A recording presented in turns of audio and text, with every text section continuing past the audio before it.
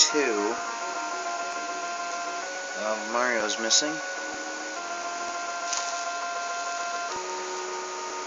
I want to adjust the camera so we can make sure we can see everything.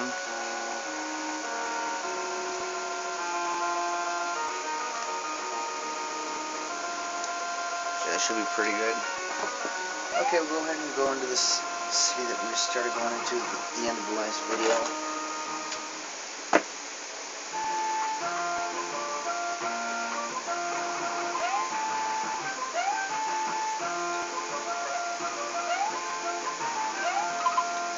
Okay, where are we? Oh yeah, we already figured out where we were last time, didn't we? We were in Greece.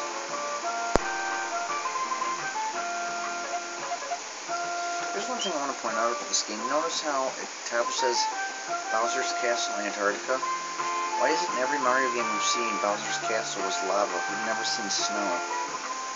So what, Bowser decided to move?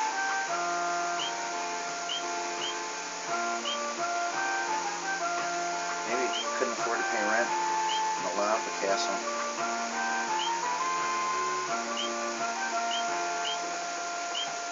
Athens, Greece.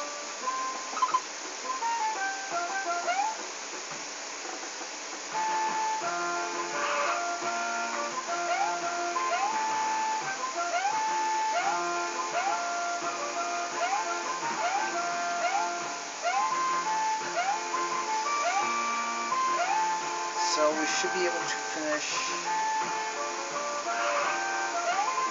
I'm hoping I get 6 boards done this time.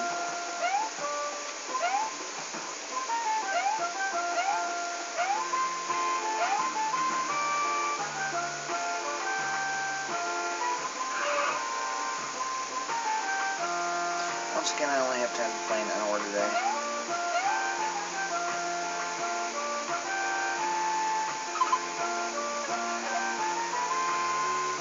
Okay, we got 2 more up there.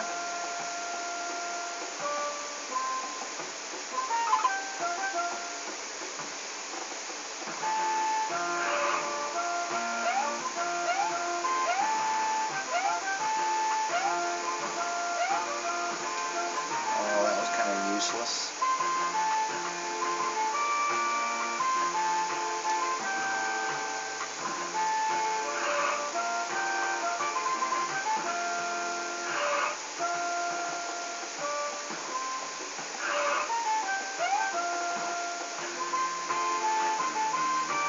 So you notice everything in the city pretty much looks like it's got the pillars. That's something about Athens, Greece.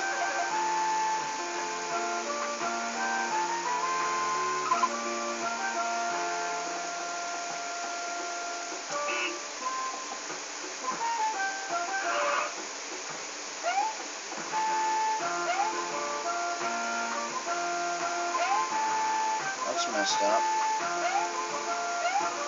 Oh, there's 2 of them up here. Okay, I need to get way up there.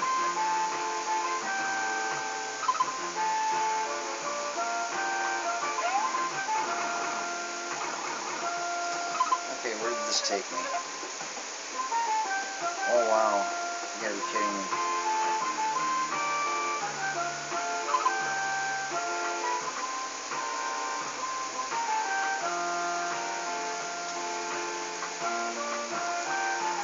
Some of these boards are pretty easy, other ones are a little tougher.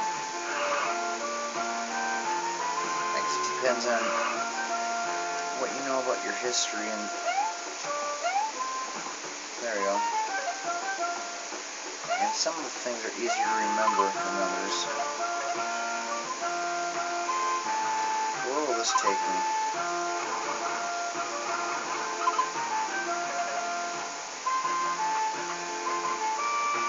Okay, that was like unhelpful.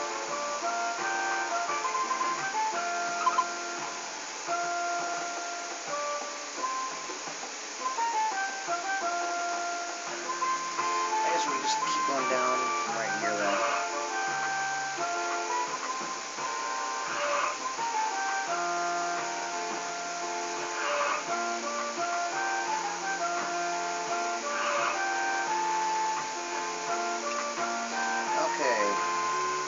Hadrian's Arch. Okay. Roman Emperor Hadrian, 117 to 138 AD, commissioned the building of the ornate arch. The arch separates the ancient city of Athens from the Roman city he built there. Hadrianopolis, oh, that's the name of it, Hadrianopolis. The arch, made from pure white marble, was completed in 131 AD and resembles the French Arc de Triomphe. Two brass plates fixed to the arch say all. On the west face, the inscription reads, "This is Athens, the ancient city of Theseus," or Theseus, make sure. On each face, as the inscription reads, "This is the city of Hadrian and not of Theseus." Okay, so I think I want to return this one. Maybe not. Oh, that's what I want. Okay. For whom did they name the arch and New Roman city? I believe that's Athena. And I guess I believed wrong.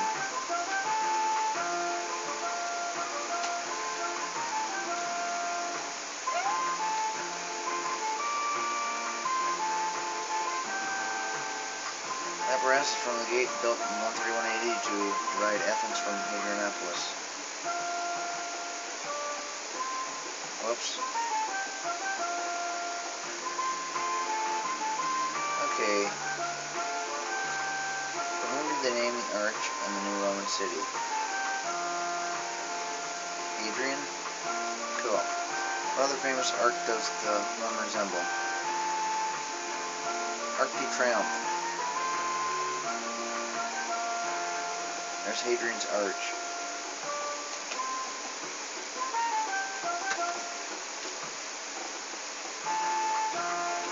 Okay. I guess we got two of them like right on the same street, so it should go a lot quicker. Okay, the Parthenon was built to honor Athena, goddess of Athens, who gave Greece's capital city its name, Athens. The Parthenon was erected between 447 and 438 BC by the same architects who built the Acropolis. The temple is famous for its quantity of Doric columns. There are 8 columns on both ends and 17 along each side. The enormous statue of the goddess once stood in the Parthenon's Great Hall. She is 39 feet high, her hands and her face made from ivory. The dress was 2,205 pounds of pure gold. Oops, wrong one. Wrong button again.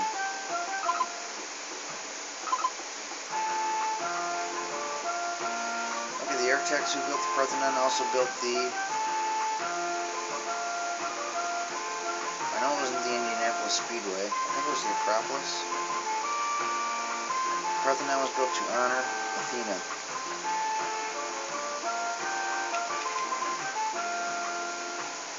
See, this is the Parthenon with all the columns. So that's why when you look at the background in this, you got, it seems like every building has columns.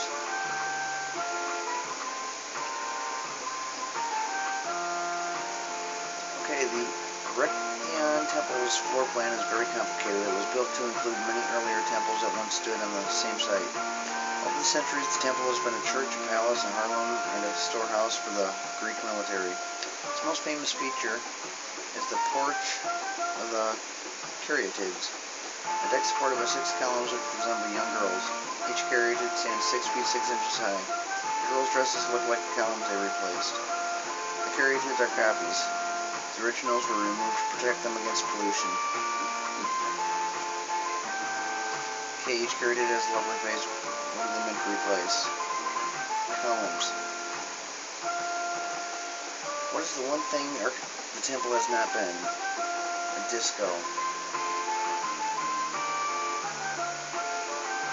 And there's the Erechtheion Temple, another building with columns. Okay, so now we can get out of here.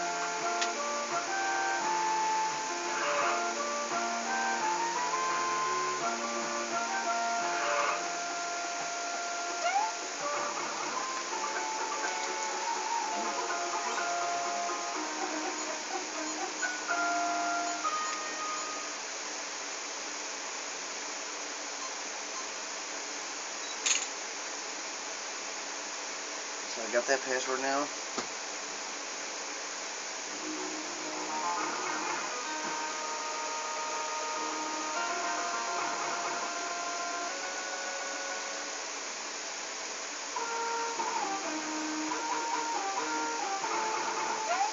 Okay, where are we? Oh, we got an artifact right away. Okay, I think we might be in Buenos Aires.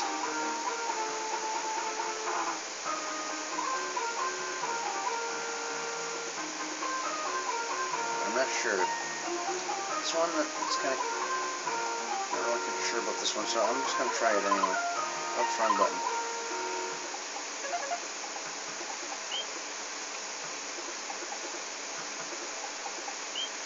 Buenos Aires, Argentina. Yes, that's correct. I get a lot of the southern ones confused, like Argentina and like Mexico City, Mexico. Because the music and the buildings seem to have a similar look to it in this game.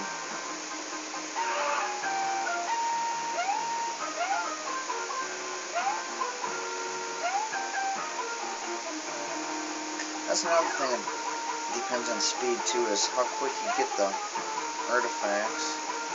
Sometimes you gotta stop them like every Koopa before you find them. Other times you might get them up right away.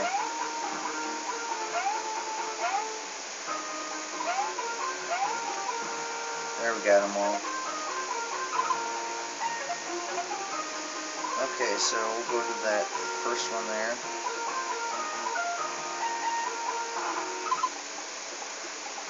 Far left.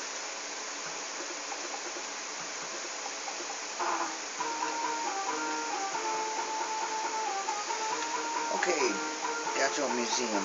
Gauchos are Argentina's version of cowboys. Borleadoras, Y-shaped lasso with leather-covered stone walls on one end, was the Gaucho's most efficient herding tool. In the 1700s, the Gaucho lived in the fields with his herds. He mostly traveled the Pampa plains while riding extremely fast horses imported from the Spaniards.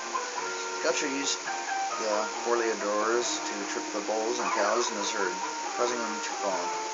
Once on the ground, he could brand or butcher the cattle without help.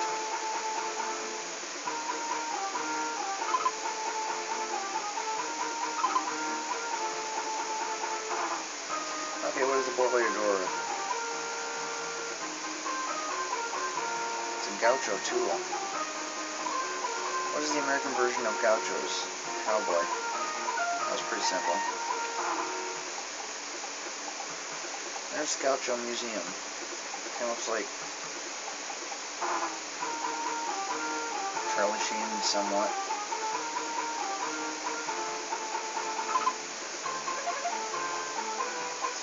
Okay, next. Go to the one on the right.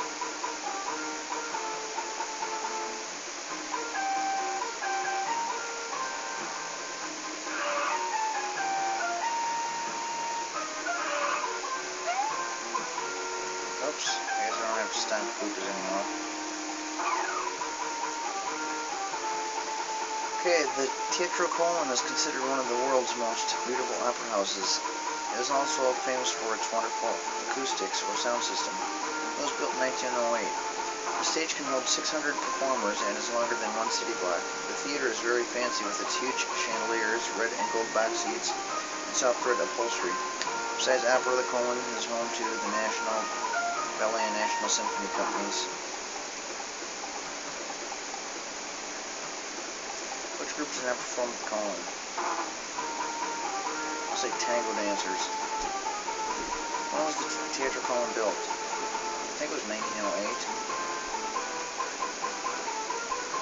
There's the Teatro Colón.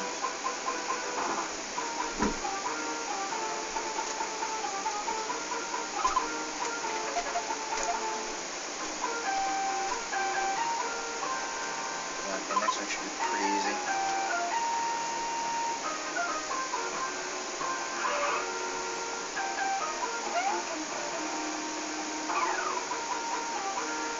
Okay, the Obelisk Monument in downtown Buenos Aires honors the 400th anniversary of the founding of Argentina's capital city. Built in 1910 and made of stone, it was designed to look like the Washington Monument in Washington, D.C. The obelisk is very tall and can be seen from most of downtown. A small door on the monument side allows visitors the unique opportunity to climb an obelisk. The staircase inside brings visitors to the top where they can look out onto the Plaza de República and view the entire city.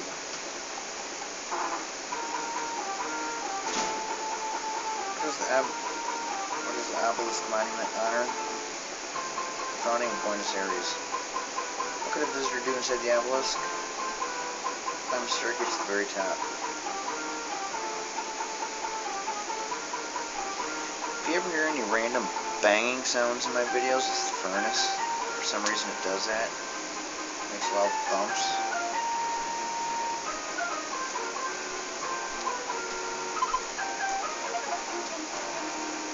Okay, now I can go.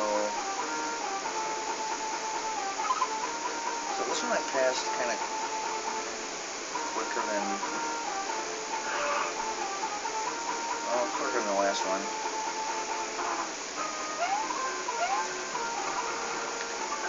So I'm making somewhat good time.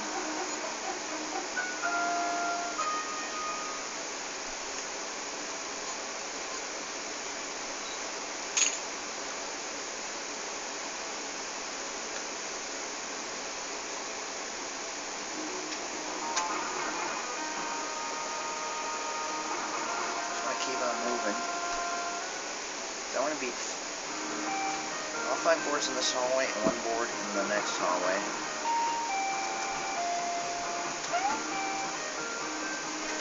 Seems like lately I've been getting the artifact right at the beginning of the boards. Let's find out where I am first of all. Oh, I already know where I am just by seeing that surfboard there. I am in Australia.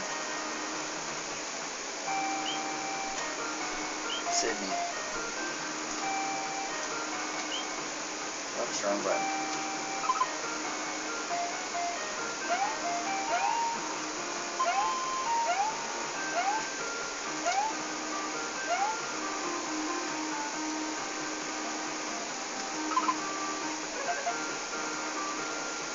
Okay, where am I at? There I am.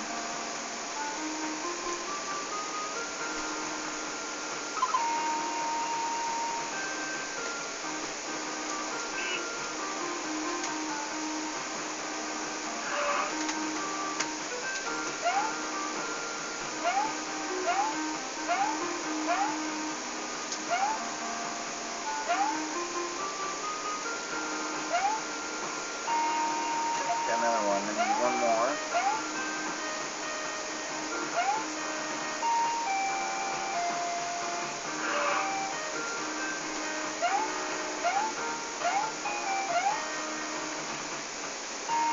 The guy really swings his arm when he walks.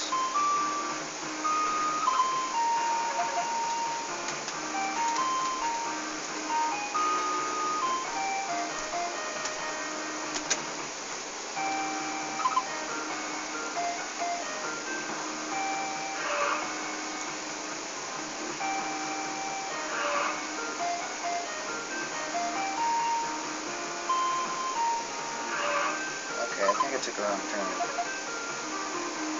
Sure did. Just went around the block.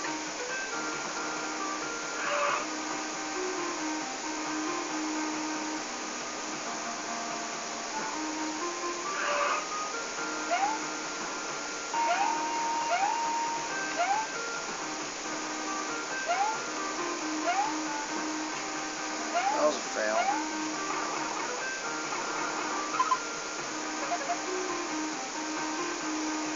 Where am I now? Well, that just took me right back there.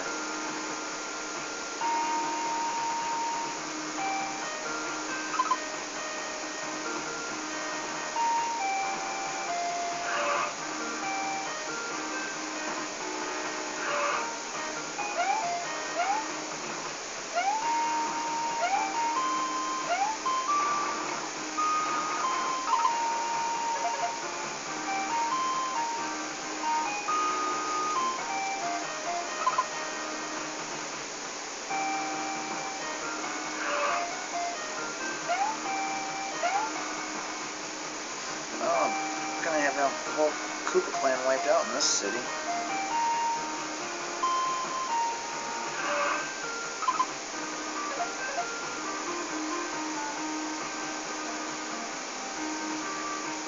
Oh, I got 3 Koopas left.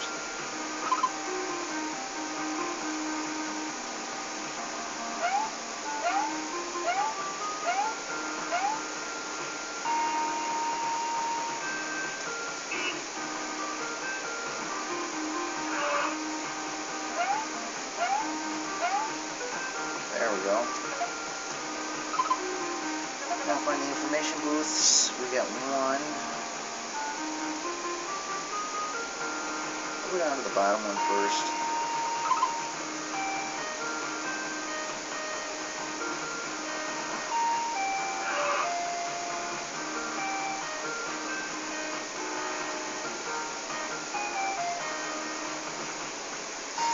Okay, Bondi Beach.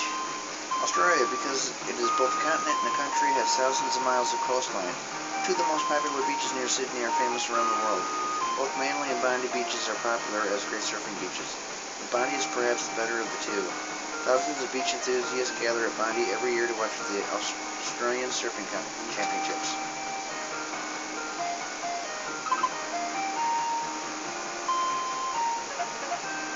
Oops.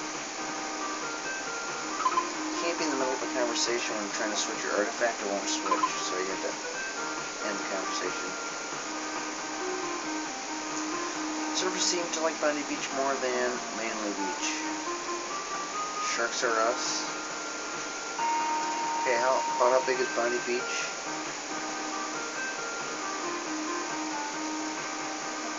That's a tough one. I'll say 775,000 square feet. Cool.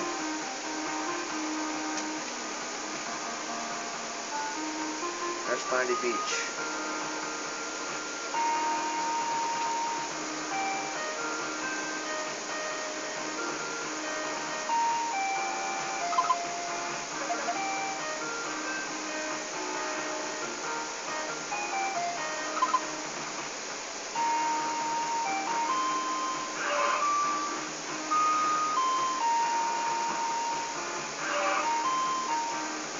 We'll shoot up with the top one first, and then we'll come down and get the middle one.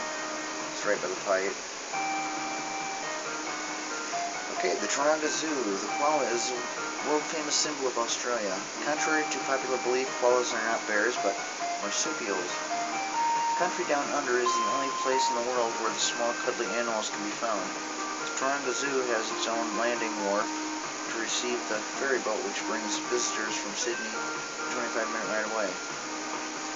The zoo is the nearest place to the city where tourists and Australians can see the koalas and other animals unique to this country and continent. Koalas can be found only in Australia. What does that bear like to eat? Okay, it's not a bear. They just said it's something else. I believe it would like to. I'm pretty sure it's not slow-moving children. I'll say nuts and berries. And I guess that was wrong. Well, that's not fair because they're wrong too. They said that they're one statement. They said they're not bears, and that one they call them bears. So they should give that one to me for free.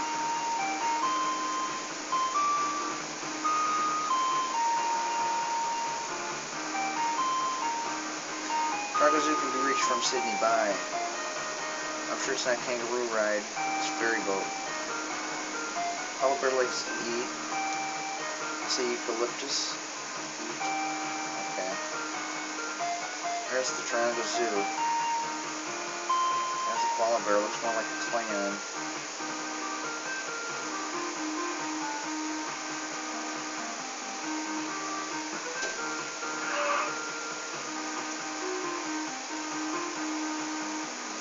Okay, the Sydney Opera House.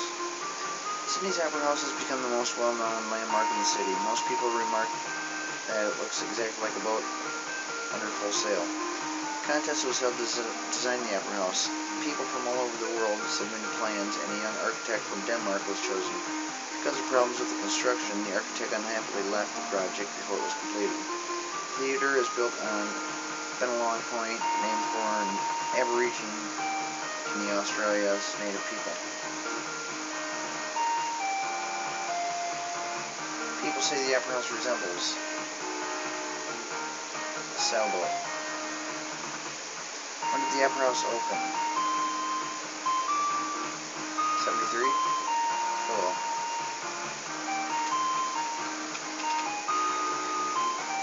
There's the Sydney Opera House. Oops, wrong button.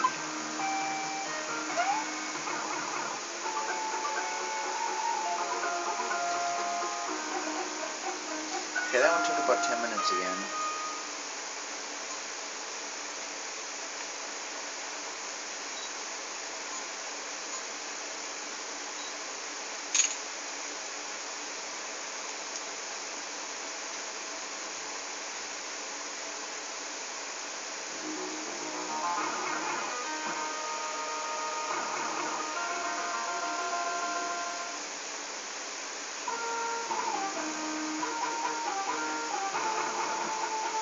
Okay, I believe this is Mexico City.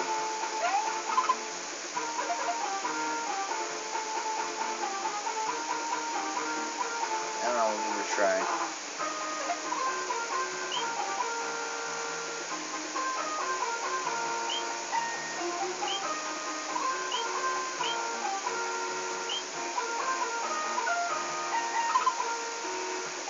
Cool.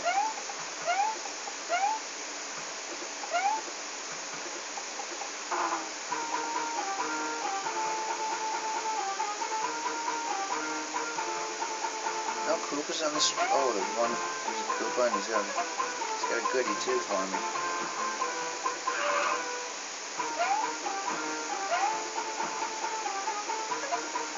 That's the way we want to do it. Get him right away.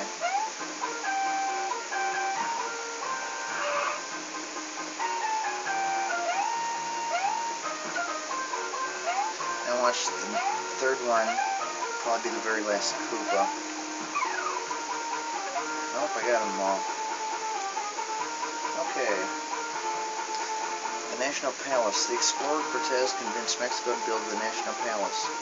Inside is a painting by Diego Rivera, one of Mexico's most famous artists. He is especially well known for his political murals, in particular for the 1,200 square foot painting, The Epic of the Mexican People, in Mexico City's National Palace. The wall painting took the artist and his 16 full-time assistant 16 years to complete. The painting depicts Mexico's exciting political history. I kind of delayed reading on there because I thought maybe I would skip from one sentence, like sentence number 3 to sentence number 5. So I don't want to really confuse anyone, but...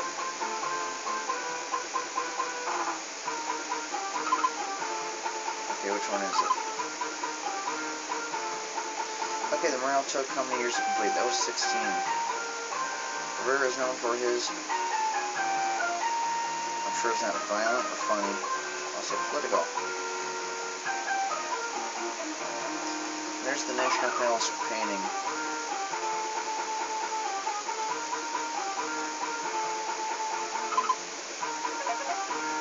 Okay, where's the next information booth? Ooh, right down the street.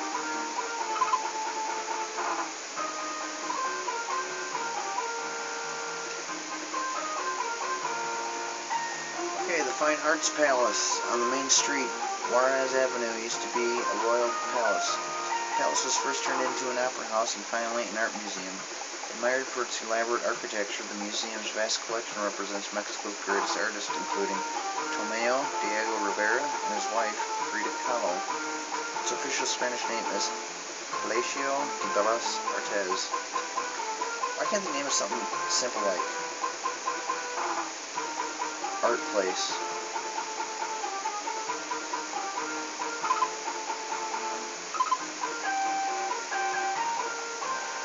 Diego Rivera's wife, Frida Kahlo, was also a famous artist.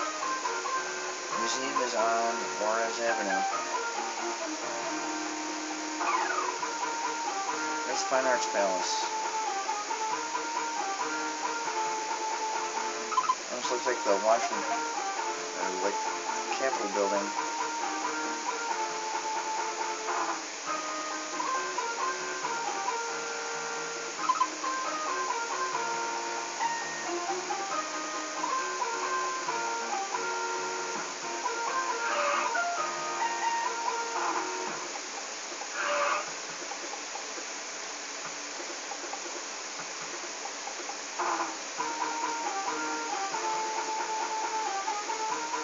Angel of Independence.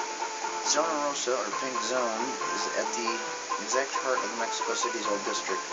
In the Plaza de la Reforma, in the center of the zone, sits the Angel of Independence. The angel is a 150-foot golden cherub built to honor the heroes of the Mexican Revolution. Even the city's natives use the beautiful angel as a geographic landmark. Zona Rosa is Spanish for Pink Zone. Angel honors heroes of the Mexican Revolution. We got Mexican restaurants. Yeah, they're going to build the Angel of Independence in honor of Taco Bell.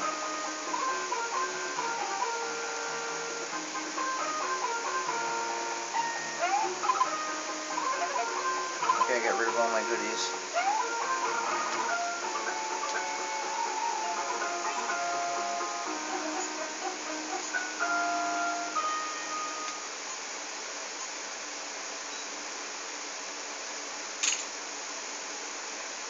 Okay, now I'm making pretty good time.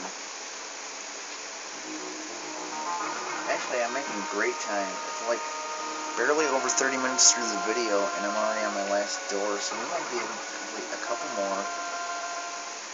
Well, this might take another 10 minutes, so I'll probably be about on schedule where I wanted to be.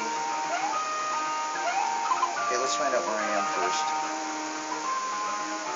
There's the Eiffel Tower.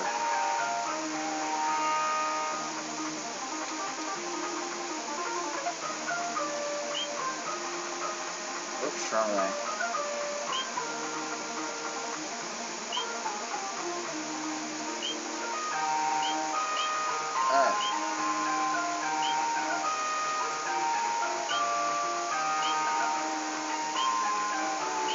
Where exactly is Paris? There it is.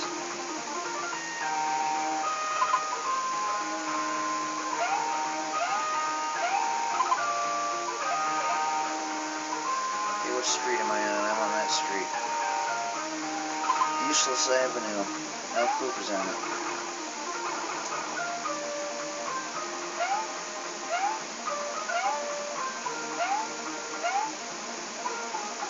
No Koopas on this street either? This must be Nasty Boulevard. Oh, there we go.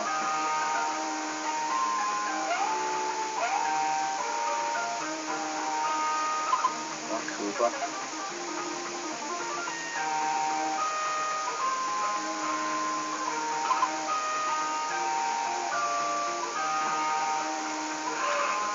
Yeah, the music doesn't sound as clear as it does when playing on the original Super Nintendo.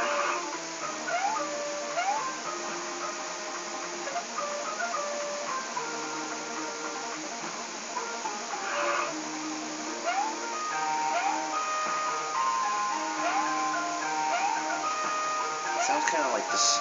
Just parts of the music, some of the tunes in some of these boards sounds a little distorted.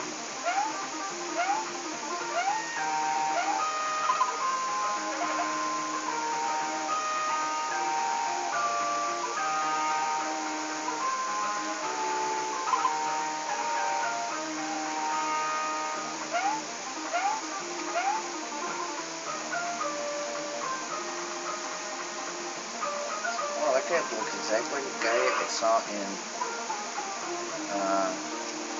Beijing, China, in Moscow, Russia, in San Francisco.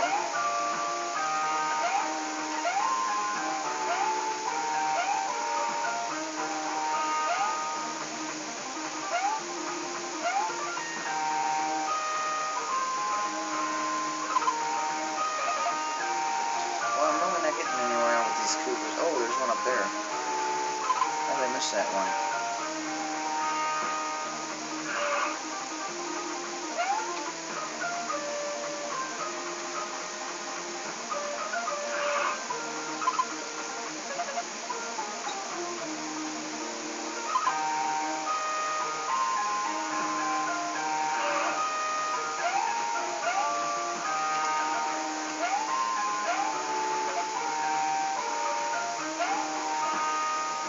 there we go. Got all three of them. Okay, where am I? I'm there.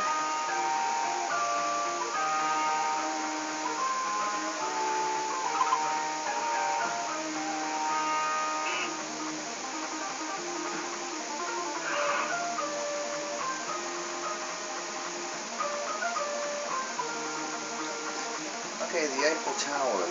The tower that has come to symbolize Paris was designed by Gustave Eiffel, an engineer. The tower was built for the World's Fair of 1889. It is 1,050 feet high and built entirely of steel. 2.5 million rivets hold it together. The Eiffel Tower has its own post office, and letters posted there will bear its impressive postmark. Once the tallest building in the world, it is now dwarfed by the Empire State Building and Chicago's Sears Tower. I've been to the Sears Tower a couple times, never been to the, now it's called the Willis Tower. Never been to New York. I've been to Chicago tons of times.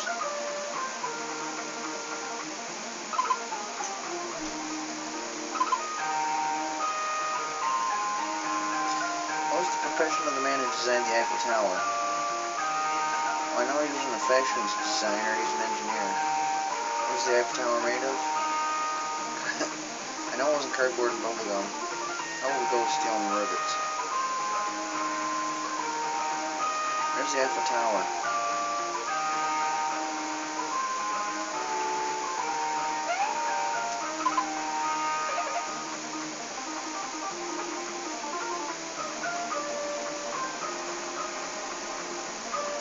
Okay, we gotta go to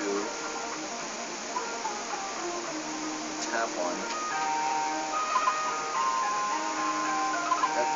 Oh, we gotta go. We still got both of them to do yet.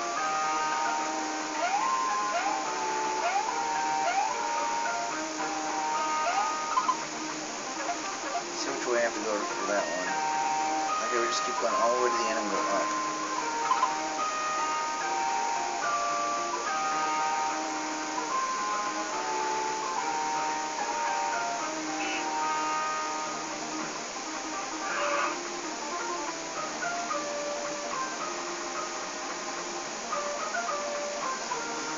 Okay, the Cathedral of Notre Dame. Construction of King Louis IX's big project, the Cathedral of Notre Dame, Our Lady, began in 1163 and took 150 years to complete. Every detail of Gothic architecture was used in its design. Situated on the banks of the Isle de la Cite, Notre Dame can hold 9,000 people. The church is especially known for its huge rose-colored stained glass window. The window is illustrated with 80 pictures taken from the Old Testament. This is the home of the lovable Quasimodo, the hunchback from Victor Hugo's novel, The Hunchback of Notre Dame. Why do they pronounce it Notre Dame for the college in America, but over there it's pronounced Notre Dame? What does Notre Dame mean in English? Our Lady. Cathedral is an example of what architecture style? Gothic.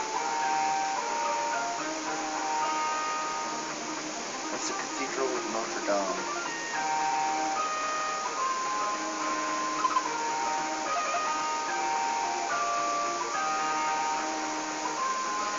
Oh, this is going to be quite the maze trying to get back to. Hopefully that'll take us somewhat closer. Yeah, that works.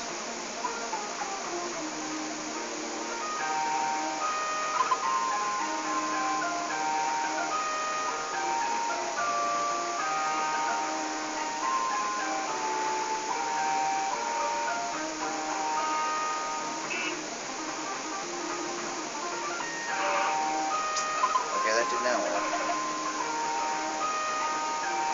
I missed a road.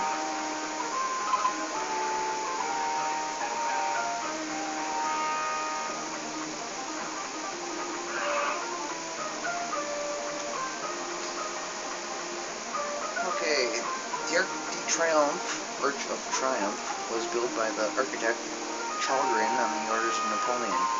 In honor of the French Empire and the triumph of the French armies during the Revolution. Napoleon died before the structure could be completed in 1836. A small museum inside the arch commemorates both the history of the great general and the building itself. In 1920, the arch became the site of the tomb of the unknown soldier.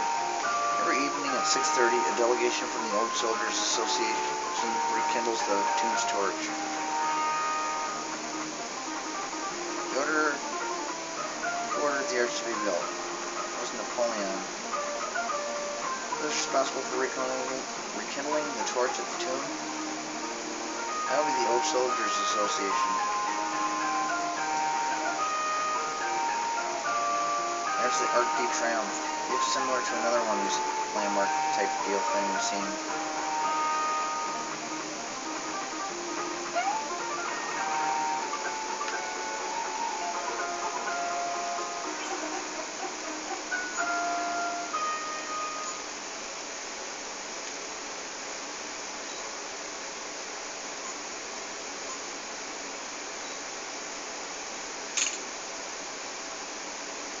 Okay, so we got plenty of time to go ahead and beat this guy and play one more board.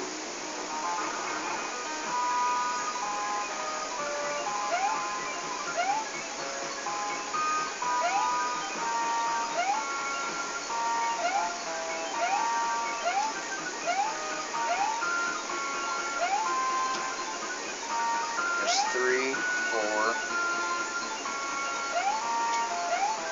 5, 6.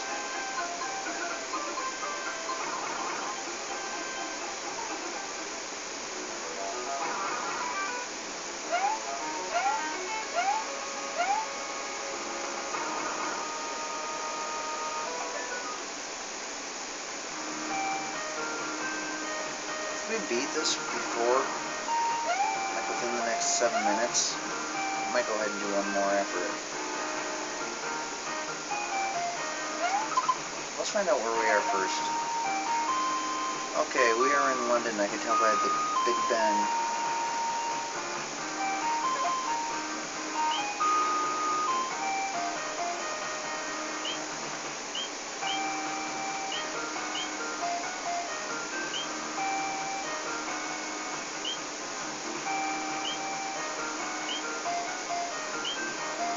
Okay, when I get over to this part of the country, I'm not exactly sure. There we go, London, UK. I know where a lot of countries are, but it's something like I'm not too sure about.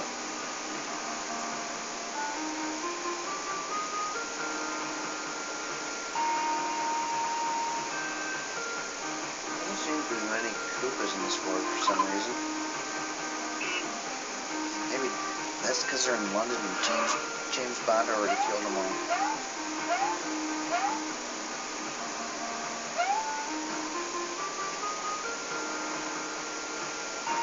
Speaking of James Bond, we do have a James Bond game that I'll be playing when we get to the Nintendo 64. GoldenEye.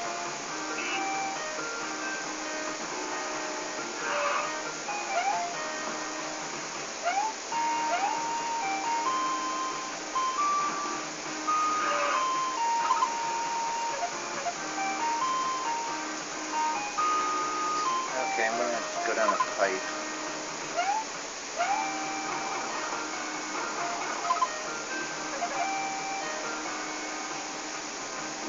Well, that didn't really help a whole lot, but I guess it brought me a little bit closer to the street up here.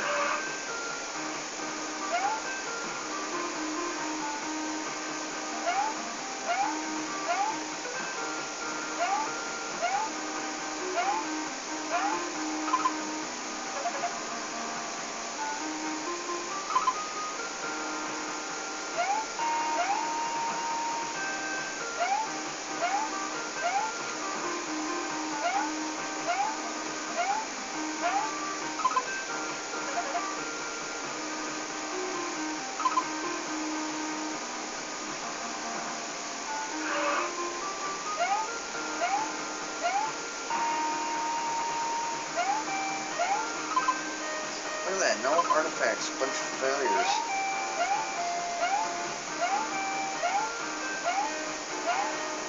Ah, take that, fool.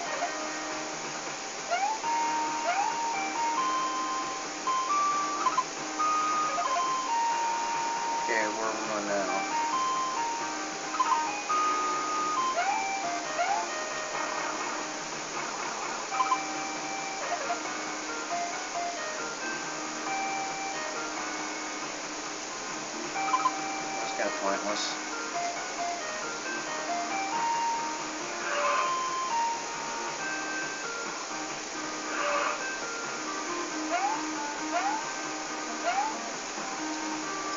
Now in the other Mario games, anytime you go down a pipe, it usually takes you somewhere helpful, but in this game, it seems to direct you somewhere where you don't need to be.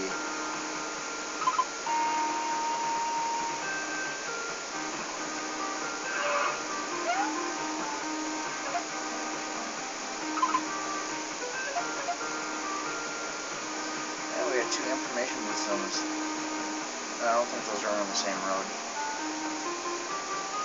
but kind of close. Okay, the Tower of London. William the Conqueror built the Tower of London for several reasons: to protect London from invasion, to oversee shipping on the Thames, and to scare his subjects. The original tower was built around 1078. It covers 18 acres on the banks of the Thames River. At various times, the tower has been a mint, a fortress, a vault, a terrible jail, and a place of execution. Famous as showplace for England's elaborate crown jewels, the Jewel House includes the largest cut diamond in the world, 530 carats.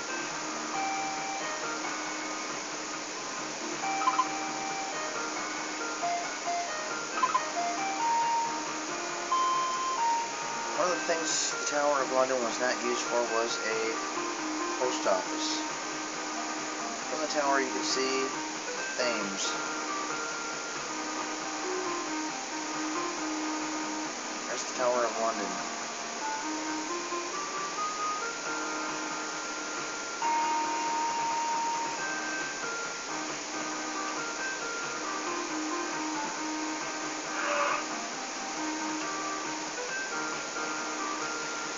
Big Ben, the symbol of England, is located on the House of Parliament, England's Capitol Hill.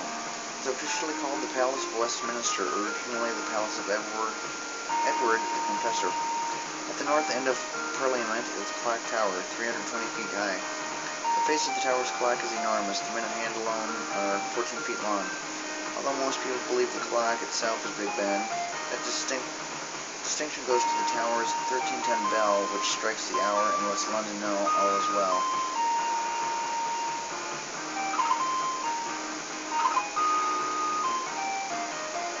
Big Ben is a bell. The clock tower is how many feet high? 320? Cool. There's Big Ben.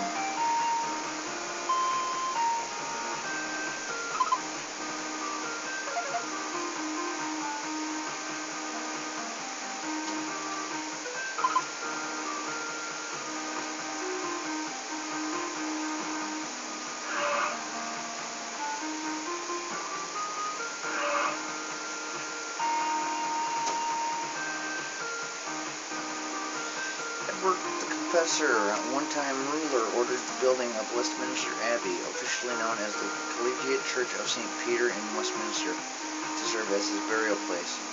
From his death in 1066 until 1760, most British and English sovereigns were buried there. Perhaps to get their money's worth, the Abbey has also been the site of coronations and many royal weddings. Considered a masterpiece of Gothic architecture, the Abbey has undergone many renovations. The Abbey is a masterpiece of what style of architecture? It's Gothic. What does minister mean anyway? Minister? Idiot.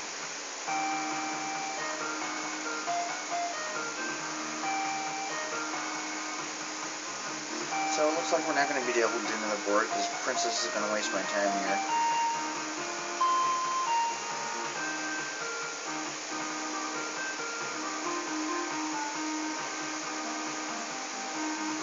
Edward the Confessor ordered the Abbey built as his burial place. There's Westminster Abbey.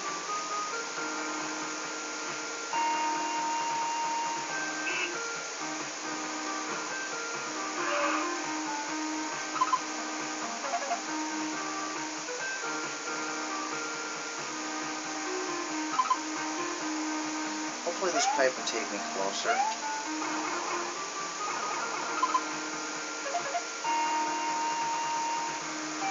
course not.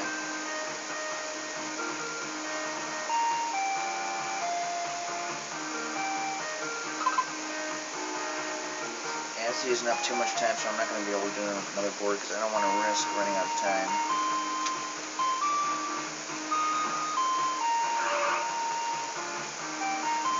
But I still got to where I wanted to go from the beginning. So that way in the final video, I'll have time to do the last 4 boards. Plus beat the guy, and I'll still have time to go through Luigi's entire photo album, show all the pictures of the places. And what I would like to do, I don't know if I'm going to be able to do this or not, but find all those images on the computer and show them on the TV screen.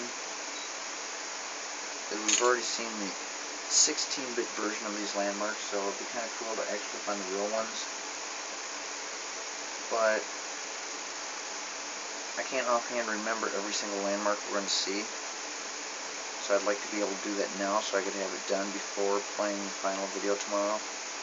Otherwise I could always do it afterwards and do a specialty video like a part 4 where it's just going to be the landmark type deal. Anyways, that was part 2 of Mario's Missing. Hope you enjoyed the video. I'll be doing part 3 hopefully tomorrow. And that'll be the final of Mario's Missing, and then we'll move on to the next game, which will be Family Feud. Another one of those annoyingly difficult game tech games. So, hope you enjoyed the video, and I'll see you in the next one.